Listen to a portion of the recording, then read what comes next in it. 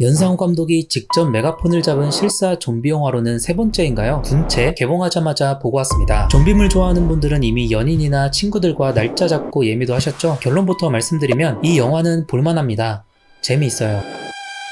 저는 영화나 드라마를 볼 때 작품의 철학적 깊이나 사회적 메시지보다는 재미가 있는가가 우선이라고 생각합니다. 어쨌든 관객은 그 재미에 대한 돈을 지불하는 것이니까요. 뭐 자기 개발하러 영화관 가는 게 아니잖아요. 물론 재미라는 기반 위에 사회적 메시지나 작가, 감독의 철학이 자연스럽고 센스 있게 들어가면 더 완성도 있는 작품이 되겠죠. 무튼 군체에 대한 이런 자세한 분석은 스토리를 이야기해야 하기 때문에 다음으로 미루고 본 영상에서는 스토리에 대한 스포일러 없이 영화 감상 포인트만 정리해봤습니다. 영화 보러 가시기 전 가볍게 감상해주시면 좋겠습니다.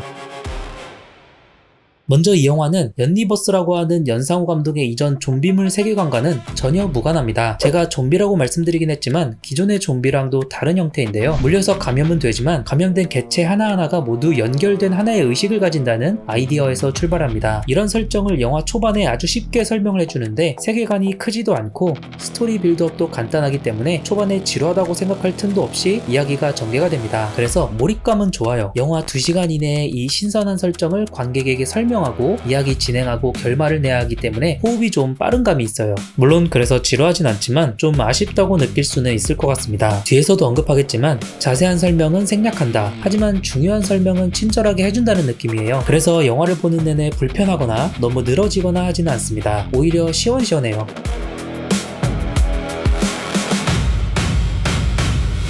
이 영화는 분명 재미있어요. 여러분이 생각하는 그 좀비물도 맞아요. 맞긴 한데 대신 어디서 많이 봤을 법한 좀비 서스펜스의 구성들이 많이 보여서 흐름을 예상하기 쉽다는 게 단점인 것 같네요. 이 영화만이 주는 고유한 스릴이라고 한다면 좀비들이 아무래도 단체 행동을 한단 말이에요. 영화 초반에 잘 설명을 해주는데 그 무섭게 생긴 좀비들이 군집 활동을 하는 장면에서 오는 그로테스크함이 있긴 합니다. 근데 이것도 계속 나오다 보니까 뭐 영화 초반에야 무섭지 후반 가서는 그냥 그렇습니다. 아, 또 좀비들 업데이트 하는구나 싶어요. 어쨌든 전체적으로 재미는 있다. 재밌으면 됐지. 완성도나 디테일한 건 나중에 말씀드리기로 하고요.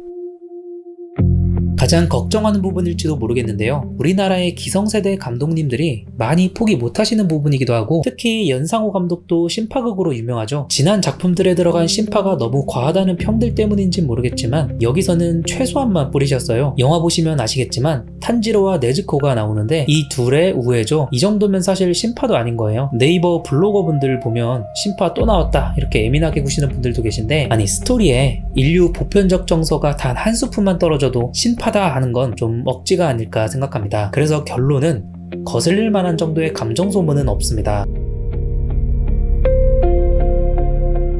사실 세계관 자체가 방대하진 않아서 지루하지도 않고 건물 하나에서 벌어지는 서사라서 산만하지도 않거든요. 영화 초반에 너무 친절하게 설명을 해줘서 약간 방탈출할 때 힌트 난사하는 느낌이긴 한데 그래서 그런지 영화 자체가 진입장벽이 낮아요. 근데 대신에 등장인물들도 모두 단편적이어서 행동들도 다 예측이 되고 크게 매력은 없어요. 이게 영화 보시면 바로 느끼실 거예요. 캐릭터 매력에 대한 기대는 안 하시는 게 좋습니다. 영화 설정이 현실에는 없는 특수한 상황을 이야기로 풀어가다 보니까 러닝타임이 2시간 남짓 되잖아요. 그러다 보니 선택의 여지가 없었을 수도 있어요. 캐릭터 하나하나 입체적으로 만들고 스토리나 세계관 확장하기 위해서 이런저런 부연 설명하다 보면 영화 3시간 금방 넘어가고 늘어질 수도 있고요. 그럼에도 캐릭터 하나하나 어떤 인간 군상인지는 명확하기 때문에 작금의 우리 사회의 단면을 보여주기도 하고 군체화 대비되는 개체의 나약함 또는 반대로 강함 이런 것들을 눈여겨보시면 좋을 것 같습니다. 지루하고 불필요한 거 다 잘라내고 알찬 구성으로 넣어놨으니 2시간 동안 스릴만 즐기다 가쇼 이런 느낌이라 보는 입장에서는 재미는 있는데 뭔가 더 큰 서사가 있었으면 하는 아쉬움? 영화 보고 이렇게 느끼시는 분도 분명 계실 거라 생각합니다. 주인공은 완벽한 지능캐고 또 이런 상황에 무력캐 한 명쯤 있어야 되는데 왜 없지? 싶을 때 중간에 나오긴 합니다. 뭐 그런 거 보는 맛이죠.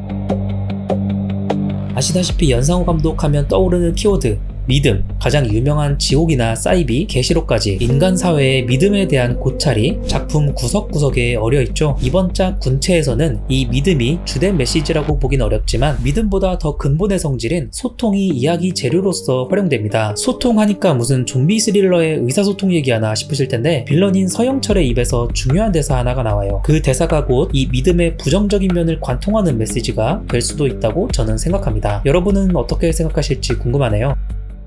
모쪼록 영화 군체 즐겁게 관람하시길 바라고 제 다음 영상으로 올라올 군체 상세 리뷰도 많이 봐주시면 감사하겠습니다. 즐거운 하루 되십시오.